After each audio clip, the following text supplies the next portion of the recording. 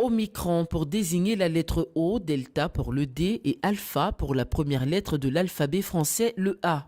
Des lettres, encore appelées des codes, dont l'origine a fait l'objet pendant plus de 3 millénaires de recherches intenses. Ici, en Côte d'Ivoire, après une dizaine d'années d'investigation sur les fondements de l'écriture, le professeur Sila Abdoulaye a présenté à la presse les résultats de ses recherches. La conférence de presse que j'ai initiée ce matin avait pour objectif de donner la primeur à la presse nationale et internationale d'une trouvaille scientifique majeure. Depuis 3000 ans, on essaie de savoir qu'est-ce que sont les chiffres, les lettres de l'alphabet que nous avons et comment ces lettres ont été formées, qu'est-ce que leur nom signifie, qui les a fait.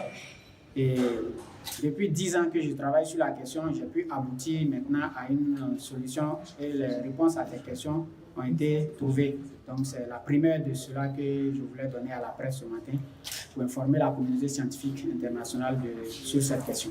Des hiéroglyphes à l'alphabet français, grec ou cananéen, plusieurs peuples se sont appropriés la création de l'écriture. Des signes qui ne cessent de muter et d'évoluer, mais d'où viennent en réalité nos signes d'expression écrites?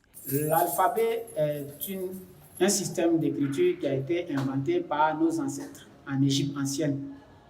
Devant la difficulté qu'ils avaient à écrire les langues indo-européennes et les langues sémitiques, qui provoquaient une inflation de signes dans les hiéroglyphes, ils trouvaient nécessaire de créer un nouveau système qui pouvait désormais faciliter l'écriture de ces langues-là. Et donc, c'est comme ça que l'alphabet est né.